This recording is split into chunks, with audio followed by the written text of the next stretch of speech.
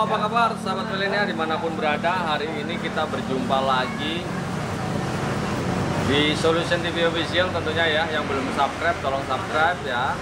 Kalau yang sudah subscribe terima kasih. Hari ini kita akan berikan edukasi mengenai kopling ngeplos ya. Apa sih penyebabnya kopling ngeplos, terutama untuk mobil-mobil armada angkutan seperti ini, atau kita biasa dalam dunia umumnya adalah bahasa Inggrisnya fleets ya. Jadi para pengusaha, pemilik mobil atau bahkan pengendara sendiri biasanya bingung, tiba-tiba mobil ini sering ngeplos. Penyebabnya apa sih ini ya? Contohnya ini adalah master kopling atas, ini adalah master kopling bawah ya. Ini master koplingnya ini sudah korosi, dan biasanya yang terjadi adalah ini ya bentukannya ya. Dan biasanya minyaknya ini sudah berubah menjadi air.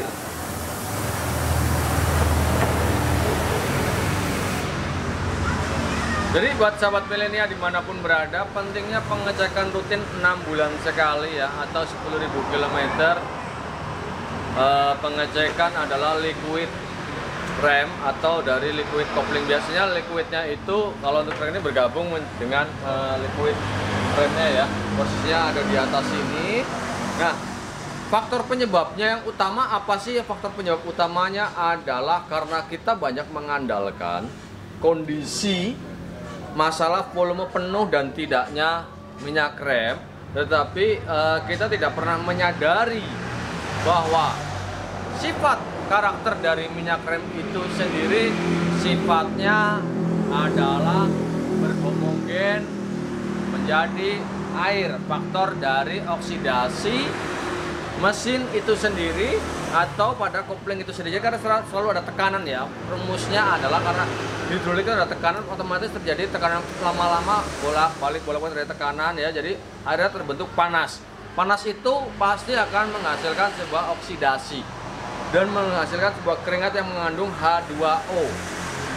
Nah, dari unsur H2O itu berhomogen mengikat dengan dari cairan minyak rem itu atau brake fluidnya ya.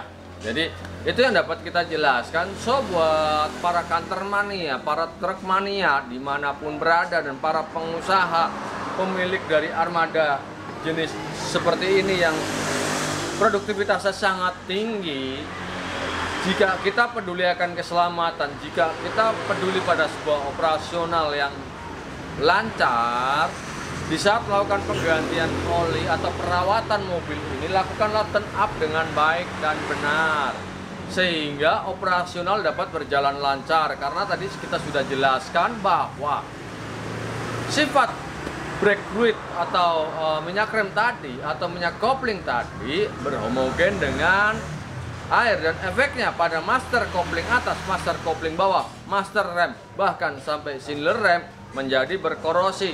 Jika korosi maka terjadi kebocoran.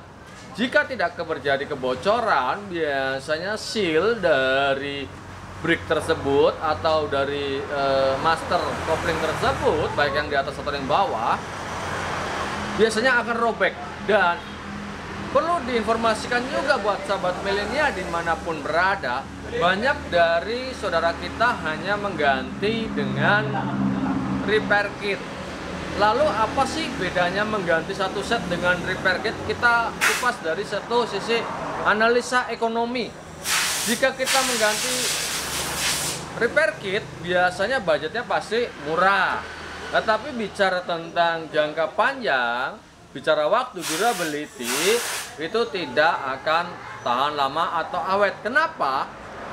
Logikanya kita terangkan bahwa dalam sebuah silinder, mengapa repair kit itu menjadi sobek, berarti sudah ada goresan kotoran. Nah, apakah kita akan tahu seberapa mili terjadinya goresan tadi yang berakibat suatu saat menjadi akan ngeplos kembali? Ngeplos ya bahasa biasanya orang-orang sebutkan. So, saran dari kita Solution TV Official, yuk lakukanlah penggantian dengan satu set ya. Jadi satu set artinya jangan mengganti dengan repair kitnya saja, tetapi ganti master koplingnya, master remnya itu dengan yang satu set. Karena apa? Beda harganya, hanya biasanya dari setengahnya aja. So, pilihan ada di sahabat milenia. Jadi, lakukanlah perawatan mobil yang tepat. Minyak rem jangan dilihat dari volume pada maksimal atau minimal, tetapi kandungan air yang di dalamnya.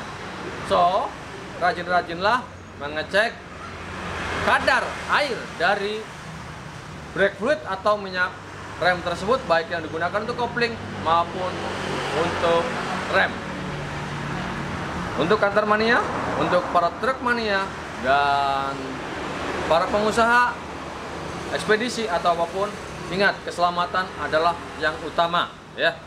Jadi sumber utama terjadinya rem blong, kopling, keplos adalah dari minyak rem atau brake fluid itu ya. Bicara mengenai kerusakan pada part itu adalah akibat. Demikian buat sahabat milenia dimanapun berada dari Solution TV Official. Yang belum subscribe, mohon subscribe, komen agar kita dapat mengimprovisasi lagi video-video kita lebih berarti dan lebih bermakna dan lebih membangun di dalam sebuah dunia solusi. Apapun itu solusinya, kita akan memberikan dan kita akan kupas tuntas terus. Solution TV Official, Solution of Your Life.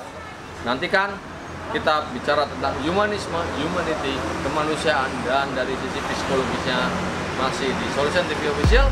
Thank you for watching, see you in another video, and bye-bye.